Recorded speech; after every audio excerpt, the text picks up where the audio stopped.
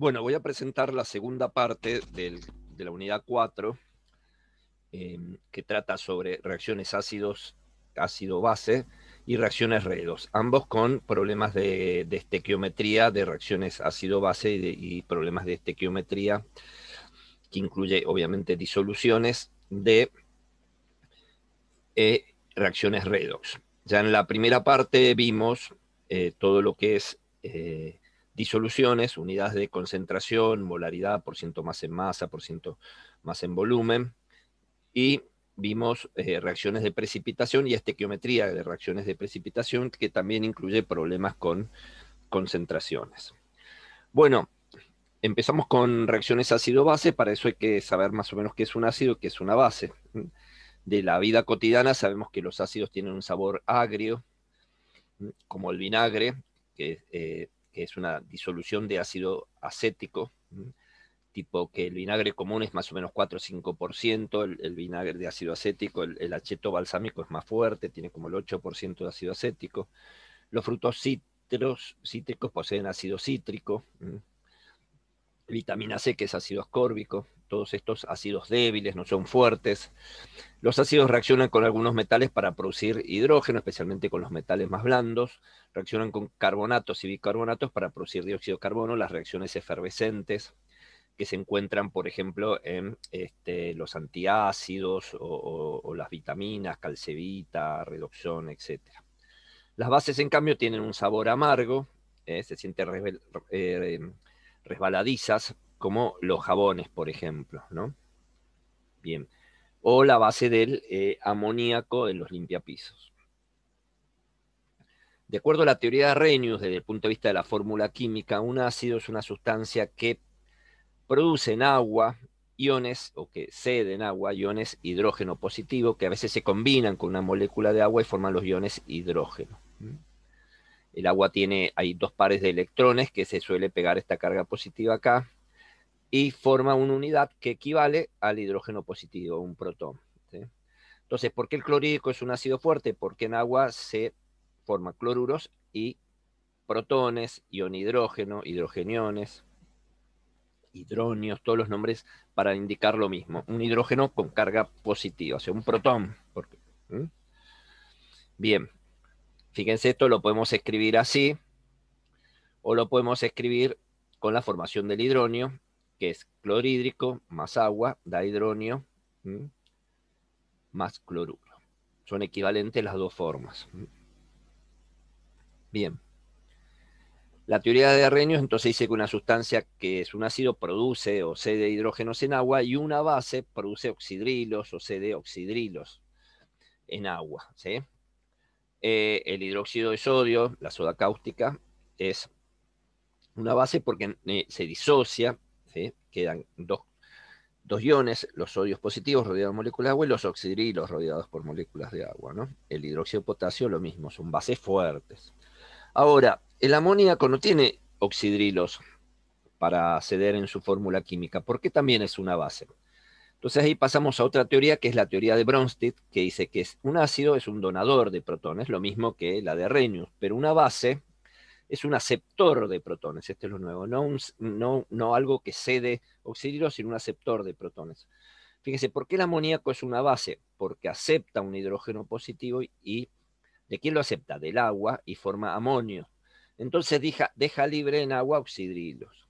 Entonces, ¿por qué el amoníaco se comporta, y otras bases débiles especialmente se comportan como bases? Porque aceptan un hidrógeno positivo y forman una entidad que tiene, fíjense, de neutra pasa a tener un catión con hidrógeno positivo, ¿no? Con una carga positiva. Amoníaco, amonio, catión, amonio, cloruro de amonio, por ejemplo, lo que llamaban las pilas viejas, que se llamaban pilas ácidas, antes de que vinieran las pilas alcalinas. Bien. Ahora, para la teoría de Arrhenius, el amonio es un ácido porque en agua puede ceder un hidrógeno positivo y formar el amoníaco más un hidrógeno positivo. Entonces, desde acuerdo a esta teoría, siempre se da un par conjugado ácido-base. Fíjense, el amoníaco es la base del ácido, que es el amonio. Pero el agua, que tuvo que ceder un hidrógeno para poner acá un hidrógeno positivo, dejó libre oxidrilos. Entonces, si se dio un hidrógeno, es un ácido, y el oxidrilo es una base, porque podría el oxidrilo aceptar en una neutralización el hidrógeno positivo y formar agua. ¿Se entiende? Entonces, siempre tenés, de acuerdo a esta teoría, dos pares conjugados. Base con ácido, 1, ácido con base 2. ¿Eh? Repito, para esta teoría, una base es un aceptor de protones, no una sustancia que cede hidrógenos positivos. Bueno, desde el punto de vista del clorhídrico, también lo podrías considerar como un ácido, porque puede ceder un hidrógeno, al cloruro como una base, porque podría aceptar el hidrógeno y formar clorhídrico, y al agua, siempre es ácido-base, ácido-base. El agua, fíjense, el ácido cede, ¿sí?, un hidrógeno positivo que se combina con el agua para formar hidróneo. El hidróneo es un ácido porque podría ser el hidrógeno positivo, y el agua una base. Siempre hay par de ácido-base conjugado. Un ácido debe contener al menos un protón ionizable. Y el agua, como vimos en el caso anterior, actúa como un ácido inicialmente, y ahora en este como una base, puede actuar como un ácido y una base con respecto al que lo pones, ¿no?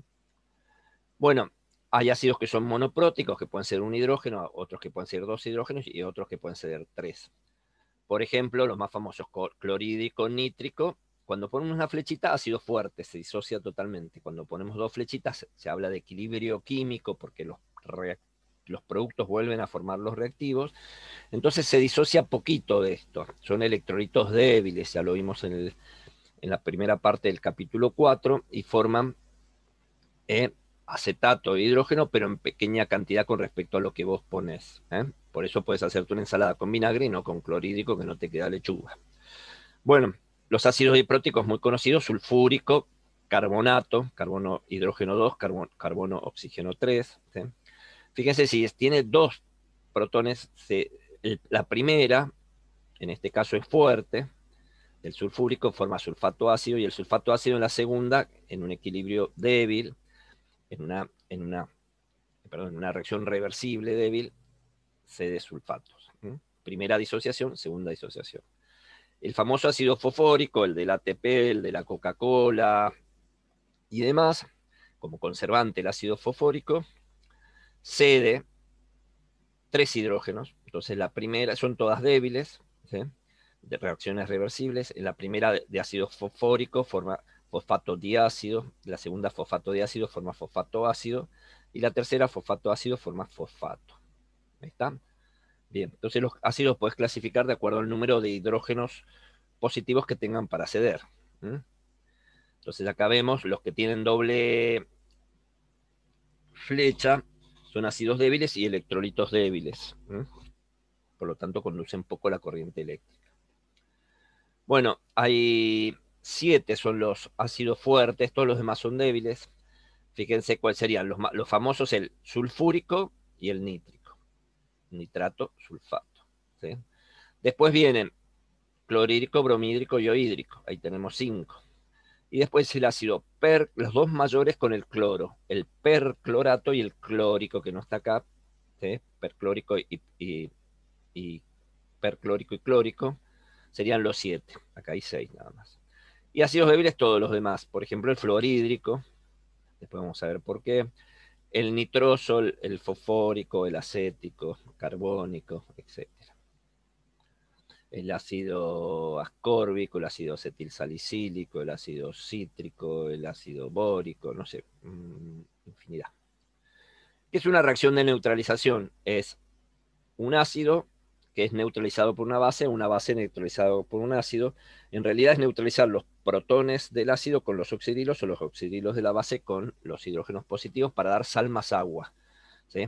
La reacción iónica neta de una reacción de neutralización es que los hidrógenos positivos del ácido se neutralizan con los oxidrilos para dar agua. ¿Sí? Acá también podemos hablar, si hablamos de clorhídrico más hidróxido de sodio, da sal común y agua. Fíjense, dos ácidos muy fuertes, ácido muriático comercial o ácido soda cáustica, que si te los tomaras te matarían, te generan agua y sal. Así de simple. Si lo haces estequiométricamente, te podrías tomar el producto de esto, que sería agua y sal.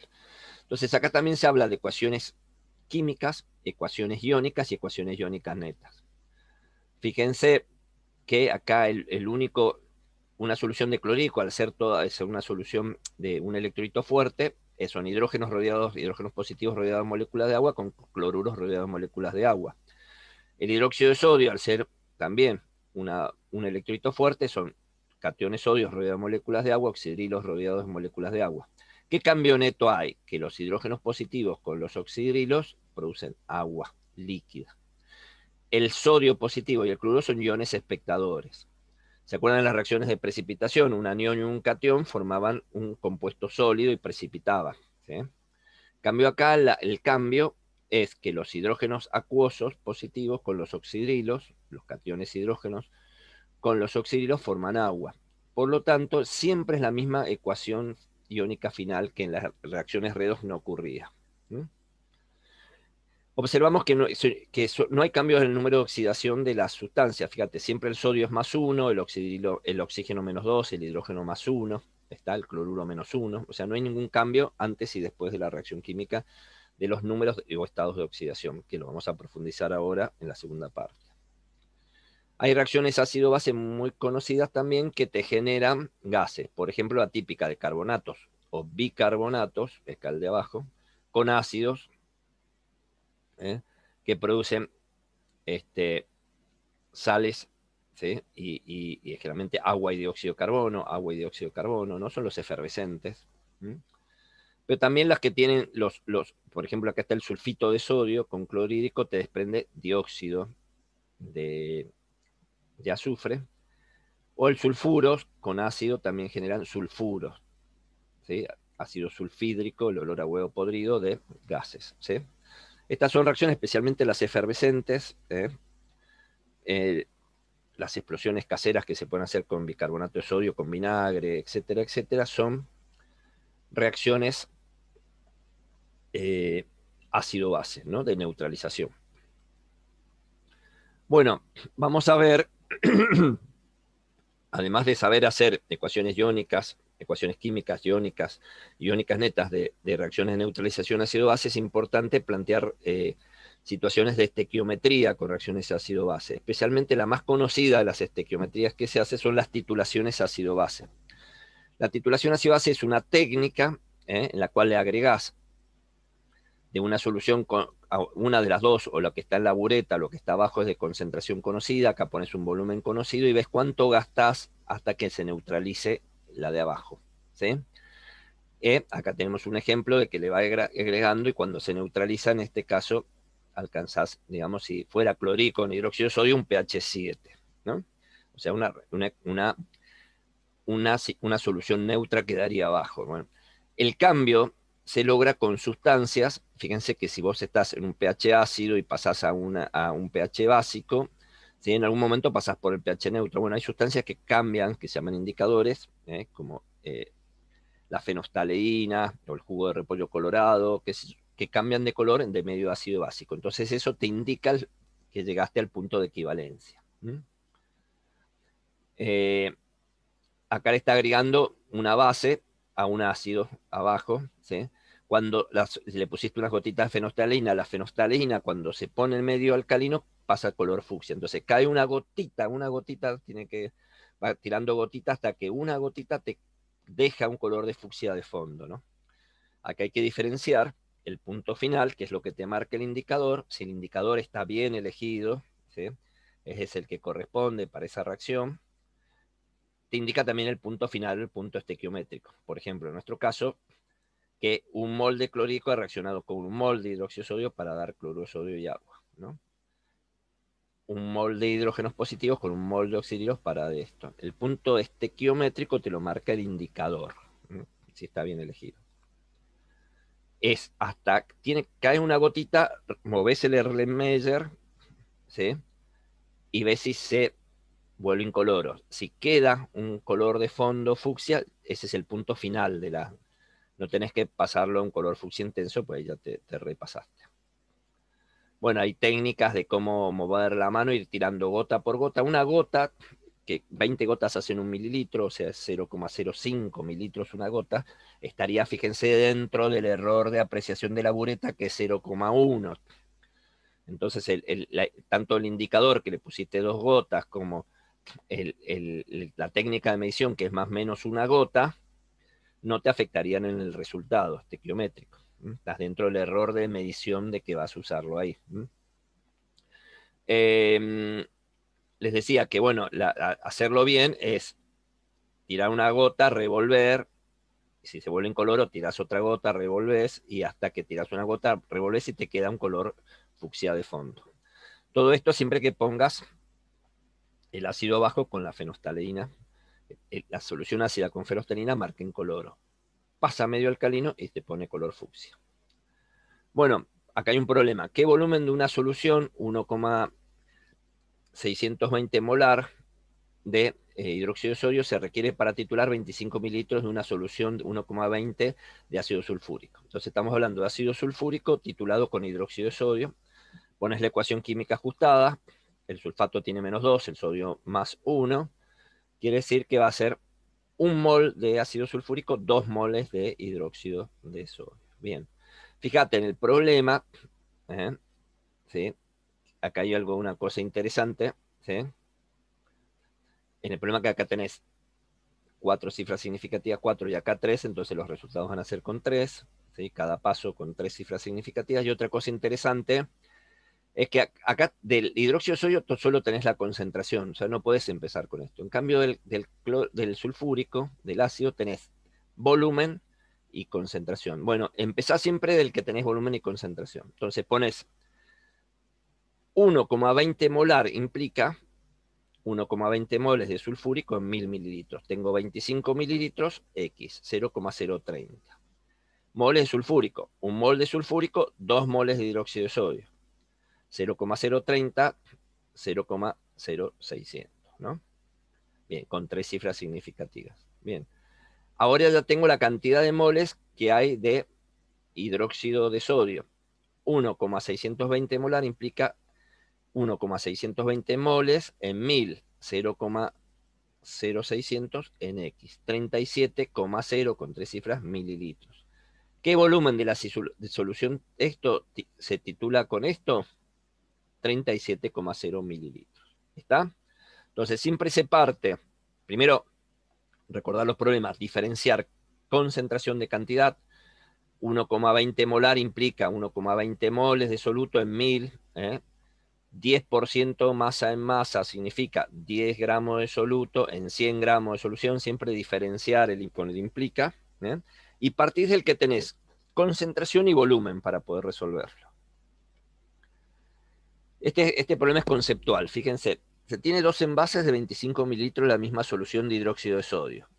Uno fue titulado con clorhídrico y se requirieron 30 mililitros para neutralizarlo. ¿Sí? Entonces el clorhídrico estaba arriba, los 25 estaban abajo, le tiraste clorhídrico y requirieron 30 de arriba para titularlo. El segundo sirvió hasta que el volumen decreció a 20. ¿Qué volumen de clorhídrico se necesita para neutralizarlo? Fíjense que al hervir lo que se va es el agua. La mayoría contesta así rápido, que si hay menos volumen, si 25 necesitaron 30, 20 necesitará unas 5 veces menos, 24 sería una cosa así. ¿Sí? Pero está mal eso, porque en realidad lo que se titula, los cloruros, ¿sí? Los hidrógenos positivos reaccionan con los sodios, perdón, los hidrógenos positivos reaccionan con los oxidrilos, esa es la reacción iónica neta, ¿sí? Y cuando se evapora el agua no te cambia la cantidad, entonces la respuesta correcta es que siguen gastándose 30, ¿sí? Por eso es un problema conceptual. Fíjate, vos pones en el matraz abajo 10 mililitros de la solución, ¿sí? Y después si querés le podés agregar 20 de agua, ¿sí? Eso no te va a alterar el volumen de arriba que gastás para titularlo. Ahora, recordá que cuando hagas las cuentas, tenés que hacerlo con 10 mililitros de tu solución original que estabas titulando, no con 30, porque el agua esa no te influyó. Vos estás titulando 10 mililitros de la solución original. Por más que después le agregues 20 en el Erlenmeyer y titules desde la bureta, Eso no te va a cambiar. Bueno, entonces hemos visto la primera parte de estas reacciones ácido-base con sus respectivas estequiometrías, reacciones ácido-base, que incluye el concepto de concentración, especialmente molaridad, que son las titulaciones ácido-bases, que hacemos muchas en el laboratorio, ¿no? También se hacen en biología y en otras materias, ¿no? Bueno, que las reacciones óxido-base son las más conocidas y las más importantes porque incluyen, fíjense, la combustión, la respiración, la fotosíntesis, las oxidaciones, las reducciones, las pilas, las baterías, la corrosión, no sé, muchísimo. Observen esto, son reacciones que donde hay transferencia de electrones, donde hay cambio en el número de oxidación. Hasta ahora, las reacciones de precipitación ácido-base no cambiaba el número de oxidación, en esta sí. ¿Sí? Fíjense, el magnesio, si lo podés quemar, la cintita de magnesio con fuego, ¿sí? Y es la reacción entre el magnesio sólido con el oxígeno para dar óxido de magnesio, una sustancia sin polvo. Fíjense qué pasó. El magnesio, las sustancias elementales no están combinadas con nadie. Se dice que está en estado de oxidación cero, número de oxidación cero.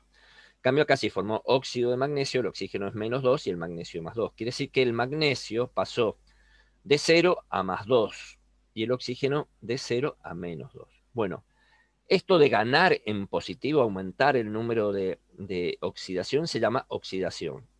Para aumentar en positivo de 0 a +2, tuvo que perder electrones. Siempre la oxidación es pérdida de electrones. 2 por cada magnesio, 4 para 2. El oxígeno estaba en 0 y pasó a -2. Bajó en el número de oxidación, se redujo. Para ganar en negativo, ganó electrones. Siempre algo se oxida y se reduce con el mismo número de electrones. Uno pierde 4 electrones y otro gana 4 electrones. Esto sirve para ajustar las ecuaciones químicas. ¿Sí? Y acá vemos la reacción. Esta es una reacción de óxido-reducción típica donde se oxidó el magnesio y se redujo el oxígeno. Acá va distintas representaciones. La cintita de magnesio quemándose, emitiendo una luz blanca. Acuérdense los viejos flash que se ven en las películas, que prendían una sustancia en polvo blanco, era magnesio. Y daba una luz blanca muy fuerte. Y acá representaciones con partículas, un sólido metálico, una sustancia molecular gaseosa de una sustancia iónica en polvo, óxido de magnesio. Bien, en esta, zinc, si vos atacás una barrita de zinc con sulfato de cobre, digo atacar porque se observa que se deposita sobre esa barrita, se pone color cobre, ¿no? Lo curioso es que el sulfato de cobre tiene un color azul y el cobre el famoso color doradito, ¿no? Bien, fíjense, el zinc está, sustancias elementales, pasa de 0 a +2 y el cobre de +2 a 0. El zinc se oxidó y el cobre se redujo.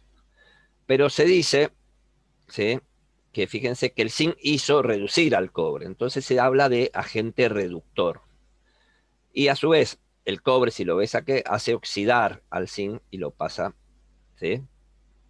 ¿Está? Se llama agente oxidante. Fíjense. Entonces, la sustancia que se oxida hace que el otro se reduzca. Y la sustancia que se reduce hace que el otro se oxida. Entonces, no confundir el que se reduce con ser agente reductor, no, sino el que se reduce hace que el otro se oxide, es agente oxidante. El cable de cobre reacciona con una solución de nitrato de plata. Esto es una experiencia muy bonita porque se genera como un arbolito ahí de plata, ¿sí?, alrededor del cable de cobre. ¿Cuál es el agente oxidante de la reacción? Bueno, fíjense, el cobre se oxida, y la plata, que es un metal más noble que el cobre todavía, se reduce. Entonces, ¿cuál es el agente oxidante? El que se reduce, ¿no? Indiscutiblemente la plata pasa de +1 a 0. ¿Está? Correcto. Fíjense después, este gana 2 electrones, este gana, ¿sí?, este cobre, está. La plata, acá pierde un electrón. Ya mismo lo estamos corrigiendo, ¿no?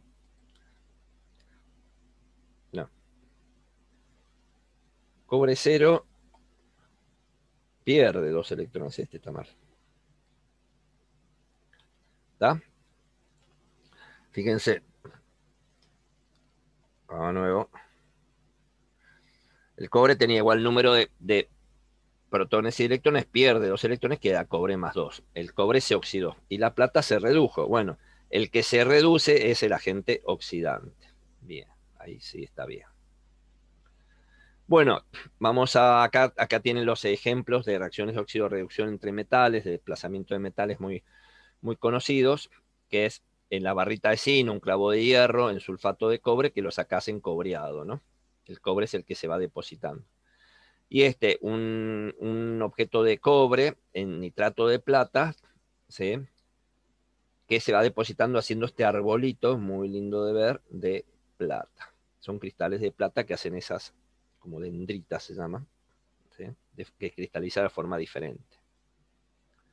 Al respecto, tienen acá la dirección de unos videos espectaculares que de esta página de Beautiful Chemistry. Acá tienen la página. Y vamos a ver las reacciones de desplazamiento de metales, que son este tipo de reacciones que estamos viendo acá, como el metal más noble desplaza al otro y se cristaliza. Y con unas imágenes hermosísimas. Bien, entonces, para entender bien lo de óxido-reducción, está bueno repasar un poco qué es el número de oxidación. Es algo que se profundiza más en las uniones químicas, pero es la carga que tendría un átomo si en una molécula o en un compuesto iónico, si los electrones fueran transferidos totalmente. Ya se sabe que algunos elementos comparten o ceden electrones y otros los aceptan. Bueno, pero si fueran transferidos totalmente, esa carga que quedaría a cada uno de los elementos se llama número de oxidación. Las sustancias elementales, como les decía recién, ¿sí? Libres, no combinadas, tienen número de oxidación 0. No están combinados con nada. Los iones monoatómicos tienen la carga del ion, ¿no? El litio más es más 1, el hierro más 3 es más 3, el oxígeno menos 2 es menos 2. Los números de oxidación del oxígeno siempre es menos 2, exceptuando en el caso de los peróxidos. ¿Se acuerdan que el peróxido era oxígeno 2, 2 menos el agua oxigenada, por ejemplo, peróxido de hidrógeno? Fíjate, tiene 2 menos, entran 2 hidrógenos, es hidrógeno 2, oxígeno 2, el agua oxigenada. Bueno, en ese caso, fíjense, son 2 oxígenos para 2 cargas negativas, quiere decir que cada oxígeno tiene menos 1.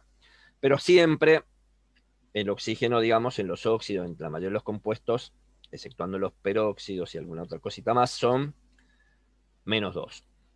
El hidrógeno siempre es más 1, menos los hidruros, que es menos 1. O sea, solamente cuando el hidrógeno se combina con elementos muy de sodio, potasio, litio de la izquierda de la tabla periódica arriba, ¿sí? Muy alcalino, digamos, de forma menos 1. Los metales del grupo 1 tienen más 1, los metales del grupo 2 tienen más 2. El flúor, los metales del grupo 7, menos 1. ¿Sí? Los metales, los gases raros, se le dice estado de oxidación 0 porque no se combinan con otro, ¿no? La suma de los estados de reacción de una molécula neutra es 0 y la suma de los estados de oxidación de un anión o un catión es la carga del ion. Por ejemplo, esto, acá me tiene que dar menos 1 la suma de esto. 3 oxígenos, menos 6, fíjense. Carbono que tiene 4 más y el hidrógeno que tiene 1 más. 5 positivas, 6 negativas, me da menos 1 la carga resultante del ion. ¿Está?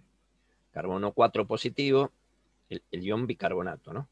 Carbono 4 positivo, el hidrógeno 1 positivo, tengo 5 positivas. 3 por menos 2, 6. Me queda una libre negativa. Miren todos estos ejemplos, ¿cuál es el número de oxidación? Bueno, cada fluoruro es menos 1, quiere decir que este yodo es más 7. Acá, los oxígenos son menos 2, tengo menos 6. El sodio tiene más 1, quiere decir que el yodo acá, y está neutro, fíjense, quiere decir que el yodo es más 5. El dicromato, tenés 7 por 2, 14 negativas. Acá potasio siempre tiene nada más que más 1.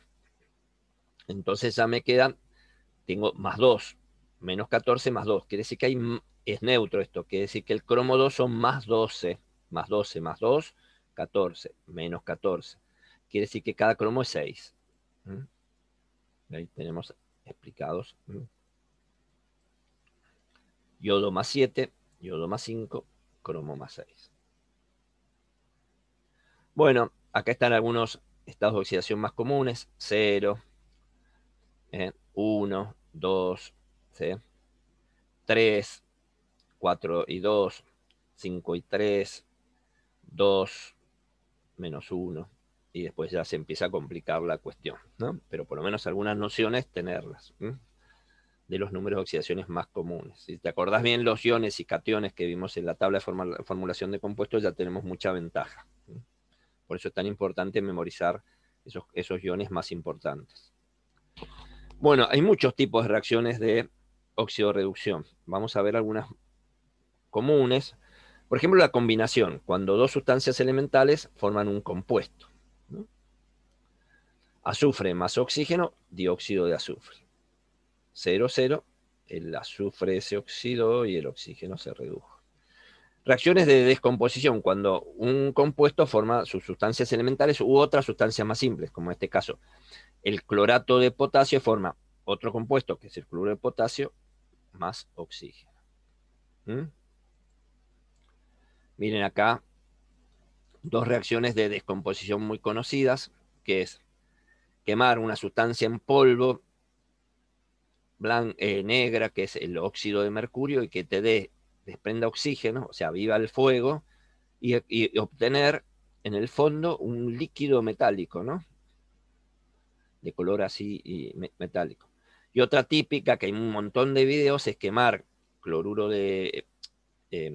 de potasio, quemarlo, se genera una sal y el oxígeno se le pone papelitos o materia orgánica que empieza a hacer chispitas, y hay muchos videos de esto, empiezan a hacer chispitas y explosiones, porque es el oxígeno que aviva el fuego. Si al revés, algo que genera dióxido de carbono apaga el fuego, ¿no?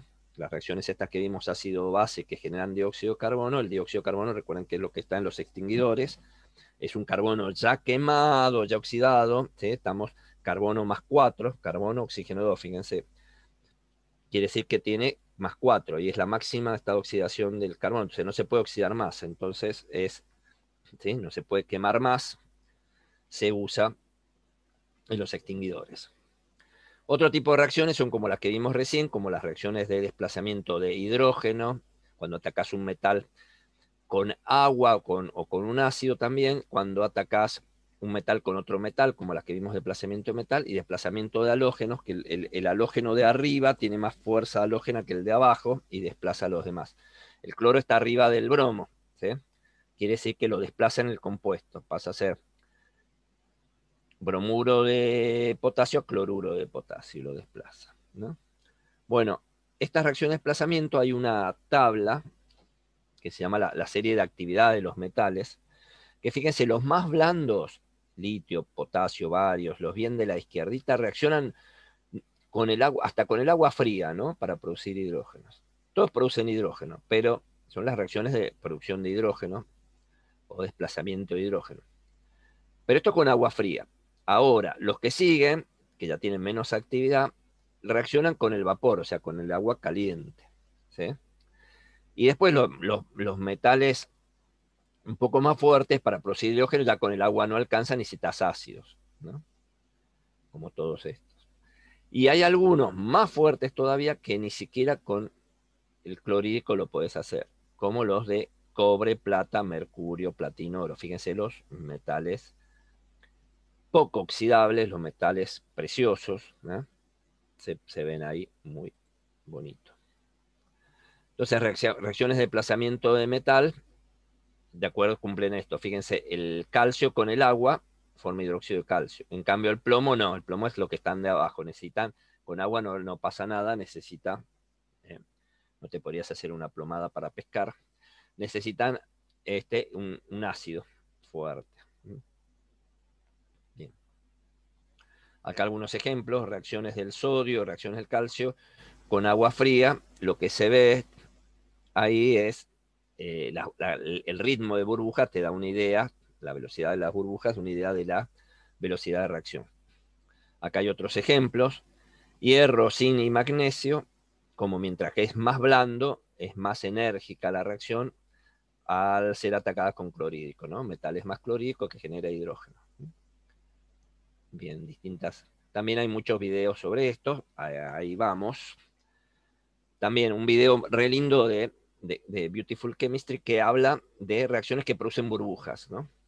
Entonces tenés reacciones redos de desplazamiento de hidrógeno, estas que hemos visto, otras reacción de ácido-base como carbonato más ácido, y otra, una reacción de descomposición del agua por electrólisis, por ejemplo, ¿no? Que es la que se produce hidrógeno y oxígeno, ¿no? Todas reacciones que producen gases de distinto tipo. Dos redox y la del medio ácido-base. Cuando es ácido-base no hay cambio del número de oxidación de los compuestos. Bueno, vean estos videos que son muy lindos. Otra reacción típica de óxido reducción, siempre algo se oxida y algo se reduce, son las combustiones. Esta es la combustión de propano, una garrafita de propano de camping, ¿sí? Fíjate, tiene 3 carbonos, ajustás con 3 carbonos acá. Si la combustión es completa, acuérdense, el combustible más el comburente oxígeno da dióxido de carbono y agua. ¿Cómo ajustás? 3 carbonos, 3 acá. 8 hidrógenos, 4 acá. Y después contás 3 por 2, 6, más 4, 10, y pongo el 5 ahí. Así se ajustan las ecuaciones de combustión. ¿Cuál es la reacción de combustión común? El metano, o sea, carbono H4 más oxígeno. ¿Qué elemento se oxida y cuál se reduce? Bueno, el carbono se va a oxidar y el oxígeno se va a reducir. ¿Sí? ¿Está? De 0 pasa a menos 2 y a menos 2. Vamos. Hay unas reacciones donde el mismo compuesto o la misma sustancia se oxida y se reduce. Se llaman de dismutación o desproporción, ¿no? Por ejemplo, acá el cloro gaseoso con oxidrilo forma hipoclorito y cloruro. El hipoclorito está más 1 y el cloruro está menos 1. Entonces, de 0 pasa más 1, se oxidó, y de 0 pasa menos 1, se redujo, ¿no? Esta es la fabricación de hipoclorito cuando se las lavandinas. La típica de esta es cuando vos te pones agua oxigenada en una lastimadura, o lo pones al perro, que es más cuando se lastiman los animales, que están más sucios todavía, se generan muchas burbujitas. Esa agua oxigenada con las burbujas, está la reacción, la descomposición, la que cataliza la catalasa, la enzima, ¿no? La materia orgánica. Bien, esta reacción también, el oxígeno acá está en menos 1, acuérdense, un peróxido, pasa a 0, de menos 1 a 0 se oxidó, y de menos 1 a menos 2 se redujo. La misma sustancia se oxida y se reduce, se llama de dismutación o desproporción. Clasificar las 7 reacciones, acá tenés de todo. Óxido mercurio pasa a mercurio. Esta es una descomposición redox. Calcio más carbonato, parece que los carbonatos no son solubles, los de calcio, ¿sí? Los de metales alcalinos, precipitación. Esto, el amonio acepta un hidrógeno para formar un ácido, ¿sí? De base a ácido, ácido-base. Zinc más clorhídrico, desplazamiento de hidrógeno, el zinc se está oxidando, pasa a zinc más 2. Calcio más flúor, fíjense, cuando hay sustancias metálicas, elementales, y pasa a un compuesto, hay reacciones de redox, una combinación en este caso. Acá está la del cobre, que se oxida y se reduce, desproporción, redox también, y desplazamiento de metal, ¿sí? La plata, ¿sí? Es desplazada por el platino, ¿sí? O la plata desplaza al platino en el metal y se genera platino. Bien, ahora, igual que hemos hecho anteriormente, podemos hablar de estequiometría, ¿sí? o la parte cuantitativa de las reacciones redox, especialmente lo que se llama titulaciones redox. Ahí hay 2 compuestos muy conocidos, muy famosos, que es el dicromato y el permanganato. Fíjense que tienen números de oxidación muy altos, más 6, ¿sí? Y más 7. ¿Sí? Estos compuestos se los llama dado que lo único que tienen más 6 y más 7 no existe en estado de oxidación más alto y son muy altos, tienen mucha tendencia a reducirse y por lo tanto son oxidantes muy fuertes. Lo que quiere decir eso que pueden llegar a oxidar otras cosas, inclusive a prender fuego otras cuestiones que sí son muy inflamables. Entonces los oxidantes fuertes se ponen en el laboratorio muy alejados de los combustibles volátiles y inflamables. ¿Qué reacción da el dicromato? Por ejemplo, una típica pasa del más 6 a cromatos verde y el permanganato que tiene este color púrpura pasa a un rosita claro, ¿no? Entonces ahí está el mismo, las titulaciones redox, que son parecidas a las de ácido base, no se necesita indicador porque la misma sustancia cambia de color. Un ejemplo típico del uso del dicromato, acuérdense que el dicromato se reduce, hace oxidar la otra cuestión, es los test de alcoholemia. El etanol, el alcohol que uno exhala, se oxida a vinagre, ácido acético. Ya sabemos, si dejas una botella de vino abierta, se oxida, ¿no? Entonces, mientras más alcohol tengas en la exhalación, más dicromato consume, mayor cambio de color hay y este aparato detecta ese cambio de color y tiene una escala que te da cuánto alcohol tenías en proporción. Bueno, miren, un problema de estequiometría se hace igual que de las demás titulaciones, ¿eh? Pero las ecuaciones por ahí son más complejas de ajustar, muchas veces vienen. Dice, se necesita un volumen de 16,42 mililitros de una disolución de permanganato de potasio 0,1327 molar para oxidar 25 mililitros en una solución de hierro más 2 en medio ácido. ¿Cuál es la concentración molaridad de la solución esta? Entonces vos querés saber, acá tenés el permanganato, fíjense por el color, y acá tenés la solución de hierro, y querés saber qué concentración tiene la de abajo. Entonces para eso tomaste 25,00, pipeta volumétrica. ¿Sí? Está todas soluciones de 4 cifras significativas. Esta es la ecuación química. 5 moles de hierro más 2 con un mol de permanganato. Eso es lo que nos interesa. Fíjate, de nuevo acá, de esta tenés solo el volumen. En cambio, esta tenés volumen y concentración. Entonces parto de la que tengo volumen y concentración para poder resolverlo. 0,1327 molar implica 0,1327 moles de permanganato en 1000 mililitros, en 16,42 X. Ya tengo los moles de permanganato y sé que un mol de permanganato es con 5 de... Un mol es a 5, como esto es a 5 veces más. 0,01090. Cada resultado con 4 cifras significativas. 25, ¿cuánto tengo? Esta cantidad de moles en cuánto? En 25 mililitros. Si 25,00 mililitros tiene esa cantidad de moles, 1000 tiene esta cantidad de moles, lo que implica 0,4360 molar. Bueno, ahí está el resultado de la titulación. Esta solución que pusiste abajo, 25 mililitros, la solución de sulfato ferroso, tiene 0,4360 molar, con 4 cifras significativas. Otro ejercicio más. ¿Cuántos mililitros de una solución 0,206 molar de yoduro de hidrógeno se necesitan para reducir o ácido iohídrico 22,5 mililitros de una solución 0,374 molar de permanganato de potasio, de acuerdo a la siguiente reacción? Bueno, 10 de yoduro de hidrógeno con 2 de permanganato. ¿Sí? Fíjense, ¿de cuál partimos? ¿Del yoduro o del permanganato? Se necesitan para reducir 22,5 de una solución de tanto. Tengo del permanganato, tengo volumen y concentración. Entonces, 0,374 moles de permanganato implica en 1000, en 22,5 tantos moles de permanganato.